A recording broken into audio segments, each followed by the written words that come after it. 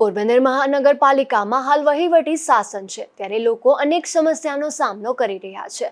ત્યારે પોરબંદર જિલ્લા યુવા ભાજપ પૂર્વ પ્રમુખ અજય બાપુદ્રાએ રહેણાંકના દાખલા બાબતે રજૂઆત કરતા ડેપ્યુટી કમિશનર હર્ષ પટેલના ઉડાવ જવાબથી આક્રોશ વ્યક્ત કર્યો હતો। પોરબંદર જિલ્લા યુવા ભાજપ પૂર્વ પ્રમુખ અજય બાપુદ્રાએ મીડિયા સાથે વાતચીતમાં જણાવ્યું હતું કે હાલ આંગણવાડી ભરતીના ફોર્મ પ્રક્રિયા ચાલી રહી છે, ત્યારે મનપામાં રહેણાંકના દાખલા કાઢી આપે છે, પરંતુ અન્ય સામાન્ય નાગરિકનું શું?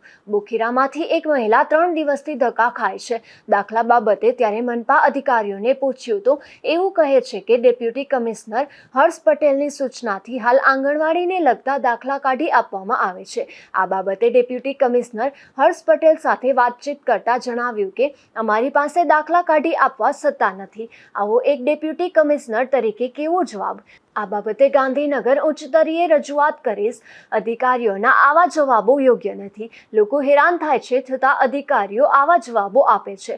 અજય બાપુદ્રાએ વધુમાં જણાવ્યું કે પોરબંદર મનપામાં રહેણાંકના દાખલા નાગરિકને ન કાઢી આપતા અને અધિકારીઓના ઉડાવ જવાબને લઈને જૂનાગઢ મનપામાં જાણકારી મેળવી તો ત્યાંથી એવું જાણવા મળ્યું કે મનપામાં વહીવટી શાસન હોય તો હાઉસ ટેક્સ વિભાગને રહેણાંકનો દાખલો કાઢી આપવાની સત્તા છે, છતાં પોરબંદર મનપાના અધિકારીઓ આળસ અને જ્ઞાનના અભાવે લોકોને ધર્મના ધક્કા થાય છે।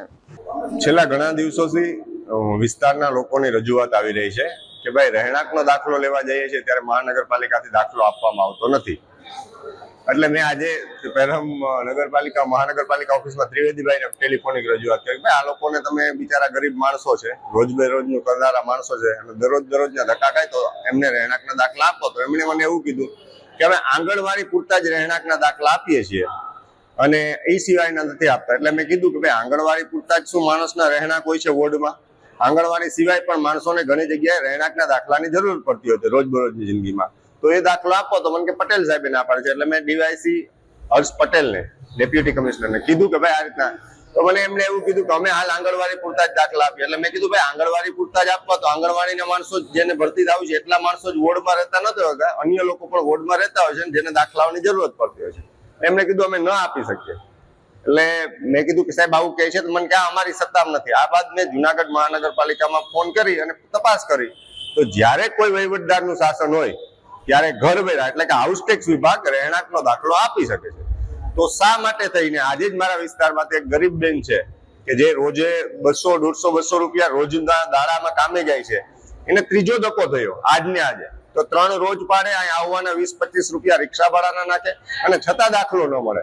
તો આવું તો શા માટે? કારણ કે આપણે અધિકારી હોય કે પદાધિકારીઓ તમામ લોકો માટે જ છીએ અને ભારતીય જનતા પાર્ટીનું સૂત્ર છે પહેલે દેશ ફિર દલ ઓર ફિર સ્વયં, એટલે પહેલા લોકો।